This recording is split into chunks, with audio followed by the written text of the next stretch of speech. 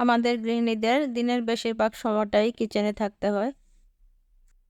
তাই এই কিচেনটা যদি পরিষ্কার পরিচ্ছন্ন, সুন্দর সাজানো গুছানো থাকে, তাহলে কিন্তু এখানে থেকে কাজ করতেও ভালো লাগে। আর সাজিয়ে গুছিয়ে কাজ করার জন্য অনেক বেশি জিনিসপত্রের প্রয়োজন হয় না। আপনার কিচেনে যাই আছে আপনার সাধ্যমতো সেটাকে আপনি পরিষ্কার পরিচ্ছন্নভাবে কাজ করেন, সুন্দর করে গুছিয়ে রাখেন। দেখবেন অল্প জিনিস দিয়েই আপনি আপনার কিচেনটাকে সুন্দর ফুটিয়ে তুলতে পেরেছেন। আসসালামু আলাইকুম। আমি শিল্পীস কুকিং অ্যান্ড ব্লগ থেকে সবাইকে স্বাগত জানাই। কাছে দূরে যে যেখান থেকে আমার ভিডিওটি দেখছেন, আশা করি ভালো আছেন। আজকে আমি আরো একটি নতুন ভিডিও আপনাদের সঙ্গে শেয়ার করতে চলেছি। আশা করছি আপনাদের ভালো লাগবে। তো আজকের ভিডিওটা আমি সকাল থেকেই শুরু করলাম, সকালের নাস্তা দিয়েই। সকালের নাস্তায় আমি এখানে ভুনা খিচুড়ি রান্না করে নিয়েছি আর ইলিশ মাছ ভাজা। আর সাথে আছে ডিম, আর এখানে আমার আগের দিনের মুরগির তরকারি আছে। আর খিচুড়ির সাথে তো আমার আচার থাকবেই। আমার কাছে খিচুড়ি, আচার, শসা এগুলো দিয়ে খেতেই বেশি ভালো লাগে। খিচুড়ির সাথে শসা, আচার বা ভর্তা এসব হলে আমার আর অন্য কিছু লাগে না। তারপরেও ছেলে-মেয়েদের জন্য করে নিয়েছি।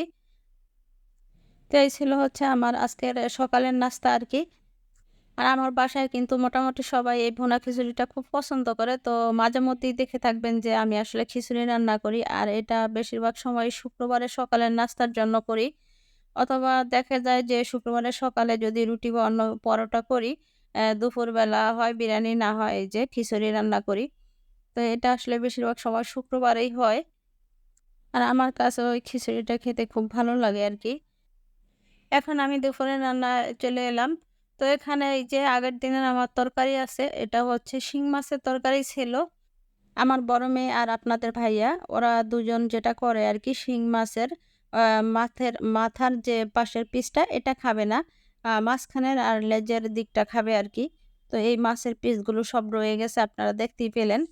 আর আমার বাসায় ওরা দুজনেই শুধু শিং মাছ খায় আর আমরা কেউ শিং মাছ খাই না। তো এজন্য আমি মাঝেমধ্যেই বলি যে, "তোমরা এটা কোন ধরনের মাছ খাও? মাছের লেজ খাও আর মাঝখানের পিস খাও আর উপরের পিস খাও না। তো এটা আবার কে খাবে?" তো এইজন্য যেটা করেছি, আমি কিন্তু মাছগুলো খুব সুন্দর করে ভুনা করেছিলাম। আপনারা মাছের মসলা এবং মাছ দেখেই বুঝতে পেরেছেন।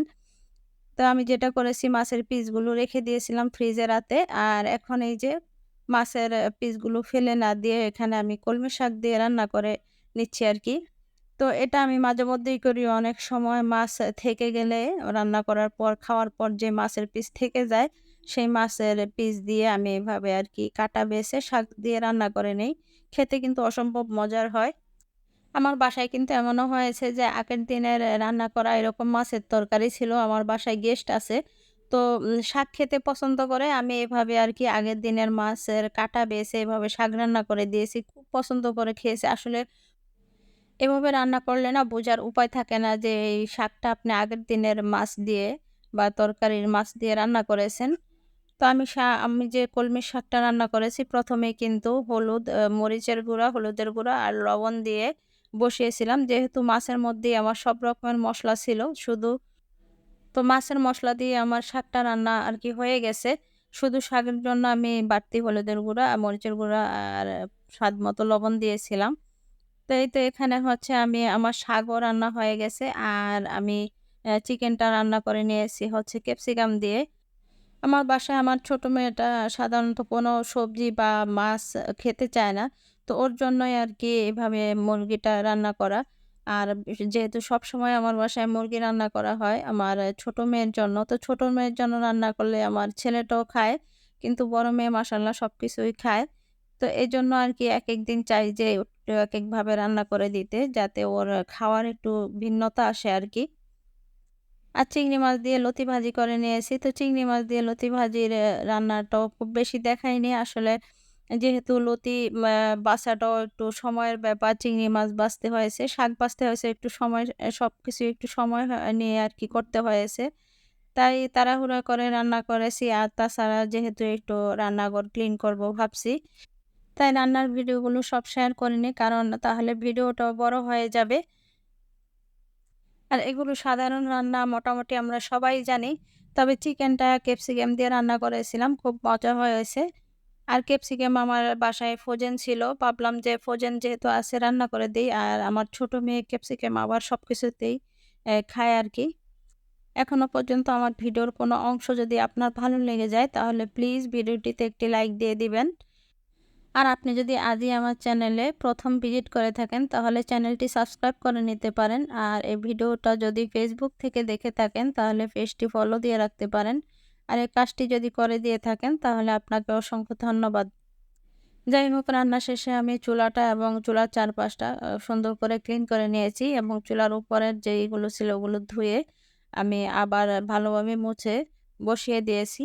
আর এটা আমি অফ ক্যামেরায় করে নিয়েছি কারণ কয়েকদিন আগে আমি আমার চুলার চারদিকটা এবং চুলা ক্লিন করাটা আপনাদের সঙ্গে শেয়ার করেছি। আসলে আমাদের গৃহিণীদের রেগুলার কাজগুলো কিন্তু ঘুরে ফিরে একই। আর এখন আমি আমার চুলার পাশেই যে ক্যাবিনেটটা আছে এই ক্যাবিনেটটা আরকি একটু ক্লিন করে নিলাম। ক্যাবিনেটের ভেতরটা আমি অফ ক্যামেরায় ক্লিন করে নিয়েছি। আর ক্যাবিনেটের ভেতরে যে পট বাটি আছে এগুলো আমি যেটা একটু নোংরা হয়েছিল, ন্যাকড়া ভিজিয়ে লিকুইড দিয়ে তারপরে ভালোভাবে মুছে নিয়েছি। আর ভিতরটাও ভালোভাবে মুছে নিয়েছি। আর আপনাদেরকে দেখিয়ে দিলাম যে আমি ন্যাপথলিন দিয়ে রেখেছি। প্রত্যেকটা থাকে আমি ন্যাপথলিন দিয়ে রেখেছি। এতে করে কোনো রকম পোকামাকড় বা তেলাপোকা ঢুকবে না। যেহেতু গ্লাস লাগানো থাকে আর এই ন্যাপথলিনের গন্ধে কোনো রকম পোকামাকড় আসবে না। আর এই গ্লাসগুলো যখন খোলা হয় মানে ক্যাবিনেটের তখন যে ন্যাপথলিনের একটা ঘ্রাণ আসে তখন আমার কাছেও ভালো লাগে ঘ্রাণটা। আর আমার ক্যাবিনেটের পাশেই হচ্ছে আমার এই ওভেন ক্যাবিনেটটা আরকি। তো আমার এই ওভেন ক্যাবিনেটের আরকি একদম উপরে যে থাকটা সেখানে আমি ইলেকট্রিক ওভেনটা রেখেছি। আর মাঝখানে রেখেছি এই যে মাইক্রোওয়েভটা। কারণ এই মাইক্রোওয়েভটা আমার বেশি কাজে লাগে। ইলেকট্রিক ওভেনটা মাঝেমধ্যে কাজে লাগে যখন আমি কেক-টেক বানাই। তো আপনারা হয়তো যারা আমার পুরান ভিউয়ার তারা জানবেন যে আমি বেশিরভাগ সময় আমার বাসায় কেক বানিয়ে থাকি আরকি। মাইক্রোওয়েভের ভিতরের যে প্লেটটা ছিল সেটা আমি আগেই ধুয়ে দিয়েছিলাম যখন চুলার পরিষ্কার করেছি আরকি, ক্লিন করেছি তখন। আর ভেতরটাও পরিষ্কার করে নিলাম। কিচেনে যে জিনিসগুলো থাকে আসলে এগুলো যদি ২-৩ দিন, প্রতিদিন না হোক ২-৩ দিন পর, পর এভাবে একটু ক্লিন করা হয় তাহলে দেখবেন যে কিচেনটা একদম পরিষ্কার থাকে, ঝকঝকে থাকে। আর কিচেন যদি নোংরা হয় তাহলে কিন্তু ওখানে কাজ করতে ভালো লাগে না। সবকিছু কেমন এলোমেলো মনে হয়। যেহেতু আমাদের গৃহিণীদের বেশিরভাগ দিনের বেশিরভাগ সময়টাই আমাদের কিচেনে কাটে। তো কিচেনটা যদি একটু পরিষ্কার পরিচ্ছন্ন থাকে তাহলে কিন্তু ওখানে কাজ করেও আরাম আর মনও ভালো থাকে আরকি। আমাদের গৃহিণীদের দিনটা শুরু হয় কিচেন থেকে, আবার দিনটা শেষও হয় কিচেনেই। সকালের নাস্তা বানানো, দুপুরের রান্না, বিকালের নাস্তা, আবার রাতের খাবার। এজন্য কিচেনটা যদি আমরা আসলে আমাদের সাধ্যের মধ্যে থেকে একটু মনের মতো করে সাজিয়ে গুছিয়ে রাখি, পরিষ্কার পরিচ্ছন্ন রাখি, তাহলে আসলে এখানে কাজ করেও একটা আরাম পাওয়া যাবে বা শান্তি পাওয়া যাবে। তো আমি ২ টা ক্যাবিনেটেরই নিচের দিকগুলোও ক্লিন করে নিয়েছি অফ ক্যামেরায়। আসলে সবকিছু ক্যামেরায় দেখানো সম্ভব না। তো ক্লিন শেষে একটু আপনাদেরকে দেখিয়ে দিলাম। আজকের মতো বিদায় নিচ্ছি। আল্লাহ হাফেজ। আসসালামু আলাইকুম।